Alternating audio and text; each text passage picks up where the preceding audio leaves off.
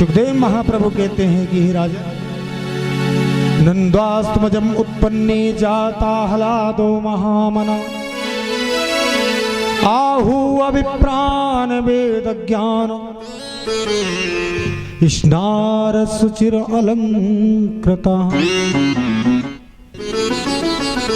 एक लाला के जन्म पर बाबा नंद ने इतना दान पुण्य किया महाराज, इतना दान पुण्य किया। बोले आहू अभिप्राण, किसको? बोले ब्राह्मणों को। चलो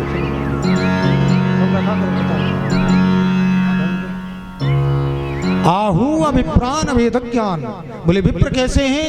बोले वेद ज्ञान, जिन्हें वेद का ज्ञान है, वेद पढ़े हुए ब्राह्मण हैं। सुचिर अलंकृता, काय का दान किया? बोले गायों का, क्योंकि गायों का ही व्यापार था ब्रज में, दूध दही का तो व्यापार चलता था।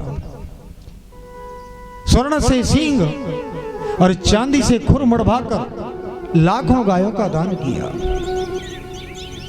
और महाराज सप्त अनाजों के बड़े बड़े पर्वत बना के दान किए।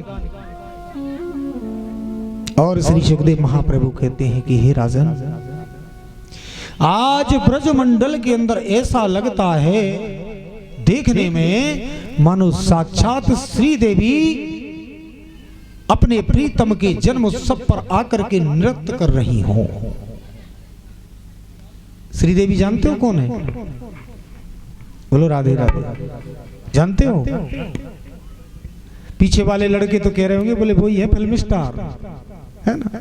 ना, श्री कहते हैं लक्ष्मी को। श्री यानी लक्ष्मी। हाँ, जो मंडलों पे हमारा जो पटा रखा है ना सिंदूर से जो बनी है, ऊपर श्री लिखा है ना, ये लक्ष्मी का ही स्वरूप है। मानो साक्षात श्री देवी अपने प्रीतम के जन्म उत्सव पर आकर के नृत्य कर रही हो। आज ब्रजमंडल में ऐसा लगता है जहां देखो वहां सोना और चांदी पड़ा मिलता है। बोले ऐसा कैसे? तो एक दो भाव प्रकट किए। बोले आज गोकुल में भिखारियों के यहां भी सोने चांदी की कोई कीमत नहीं है। बोले ऐसा कैसे? बोले सुनो, एक भिखारी चांदी के कुछ आभूषण और पात्र लेकर के जा रहा था, बर्तन आभूषण लेकर के जा रहा था। मार्ग में दूसरा मिला, आपस में वार्ता हुई, क्यों रे कहा लेके आयो? बाबा नंद के यहाँ पे। बड़े भाव से बड़े चाव से कहता, देख दारी के चांदी के आभूषण बर्तन लेके आयो, जीवन में पहली बार देखा भिखारियों को चांदी। दूसरे ने कहता ज्यादारी के, उसने कहा तू चांदी लेके आयो, देख मैं तो सुन्ना लेके आयो। ए भैया ये कहां मिला? बाबा नंद के महल में 4 दरवाजे हैं महाराज। कितने हैं? चारों तरफ। बोले भैया ये सोना 2 नंबर के दरवाजे पर बट रहा है। अच्छा? बोले हाँ। तो वो भिखारी ने चांदी के पात्र बर्तन आभूषण वहीं फेंक दिए और सीधा भागा 2 नंबर के दरवाजे पर। वहां से सोना लेके आया, स्वर्ण लेकर के आया तो तीसरा मिलता है। पूछता क्यों रे काले के आयो? तो बड़ी खुशी में देख स्वर्ण के आभूषण लेके आया हूं। वो कहता दारी के तुझे स्वर्ण में उलझाए, मैं तो हीरे मोती लाया हूं। ए भैया ये कहां बट रहे हैं? बोले 3 नंबर के दरवाजे पर। तो वो सोना वहीं फेंका और 3 नंबर पहुंचा, वहां से हीरे मोती लेके आया। सुखदेव जी कहते हैं कि परीक्षित, आज ब्रजधाम गोकुल में भिखारियों के यहाँ सोने और चांदी की कीमत नहीं है, गलियों में नालियों में फेंक देते हैं महाराज। बोलिए राधे राधे। ऐसा उत्सव चल रहा है उधर। या इन्हें आनंद में छोड़िए, थोड़ी सी कथा मथुरा की सुनिए। वसुदेव जी लाला को रातों रात यहाँ छोड़ दिए और जो कन्या, जो माया रूपी कन्या थी, इसको लेकर के मथुरा पहुंच गए। कंस को जब पता चला, महाराज कंस आया, देवकी ने खूब आग्रह किया, भैया ये बेटा नहीं है तो बेटी है, और ये तुम्हें क्या मारेगी? लेकिन कंस ने कहा कि बेटा हो या बेटी जो भी हो। आकाशवाणी ने कहा था ये 8वां है, मैं इसको नहीं छोड़ूंगा। कंस आगे बढ़ा और अपनी बहन देवकी के हाथ से उस कन्या को छीन लिया। मारना चाहता था, जैसे पैर पकड़कर घुमाया पटकने के लिए, लेकिन महामाया ने अपना निज स्वरूप धारण कर लिया, अष्टभुजा धारण करके प्रकट हो गई और महाराज कंस के हाथ से छूट पड़ी। कंस के सिर पर पैर रखा और आकाश की ओर चल पड़ी। अब कंस घबराया और माया ने कहा, रे रे दुष्ट कंस, अरे तू मुझे क्या मारेगा? तुझे मारने वाला तो ब्रज में आ चुका है। घबरा गया, इतना पहरा, इतने सिपाही कारागृह में इन्हें डाल रखा है, फिर भी कहां से आ गया, कैसे आ गया? तुरंत आपातकालीन मीटिंग बुलाई, क्योंकि राजा बड़ा भारी राजा है कंस। आपातकालीन मीटिंग इकट्ठा हुई और वार्ता हुई कि भैया देवकी का 8वां लाल जन्म तो ले चुका, लेकिन यहां मथुरा में नहीं, कहीं और क्या किया जाए? अपनी अपनी मत, अपनी अपनी राय प्रकट की गई। अंत में फैसला हुआ कि भैया ब्रज 84 कोस में जितने भी छोटे छोटे बच्चे जन्म लिए हैं सबको मार डालो। अब किसी एक ने कहा 2-4 दिन के जो भी बच्चे जन्म लिए हैं सबको मार डालो। दूसरे ने कहा क्यों रे भाई, यहाँ की जगह दूसरी जगह आ सकता है, दूसरे स्थान पर आ सकता है, तो क्या और पहले नहीं आ सकता? हाँ ये तो बात है। फिर बोले जितने भी नवजात शिशु हैं सबको मार डालो। प्रस्ताव पारित हो गया। लेकिन भैया एक क्षण बाद दूसरा कहता मारोगे कैसे? वैसे ही तो बदनाम है, कंस जबरदस्ती राजा बना है, दुराचारी है, और बच्चों का वध करोगे, मारे जाएंगे बालक, तो लोगों को हृदय में क्या भाव प्रकट होगा? हाँ ये तो बात है। फिर क्या किया जाए?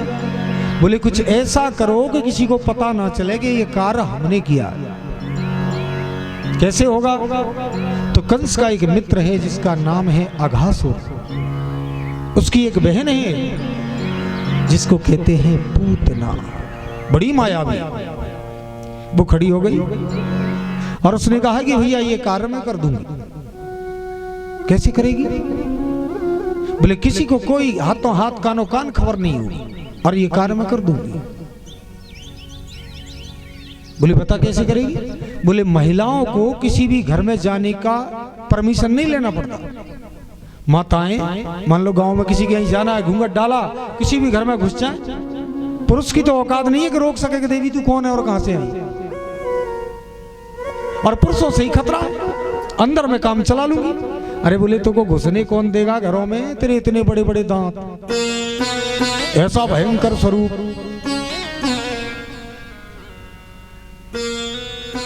हाँ बस यही ध्यान देते चलें, बैठने में इधर थोड़ा इधर बढ़ते जाएं, इधर से रास्ता बना रहे, ऐसा ध्यान रखें।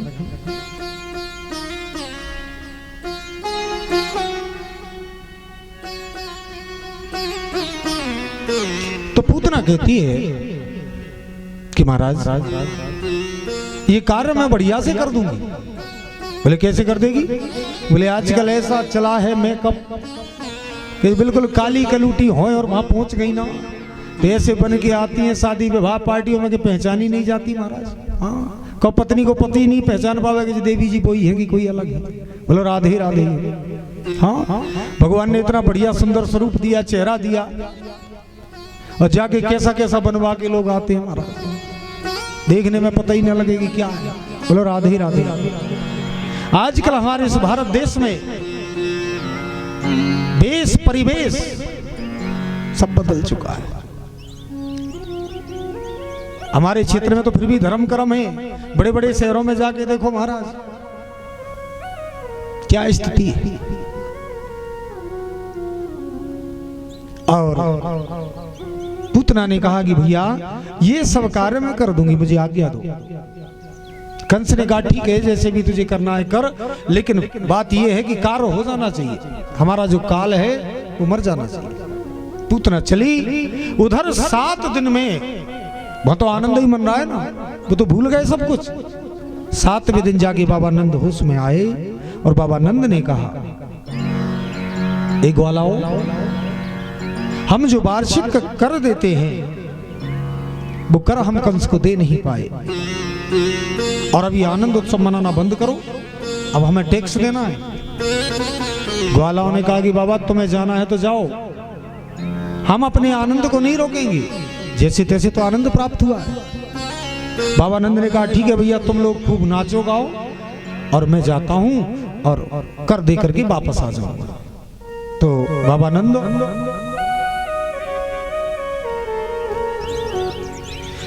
बोले गोपान गोकुल रक्षायाम निरूप्य मथुराम गता नंदः कंसस्वार्षिकरम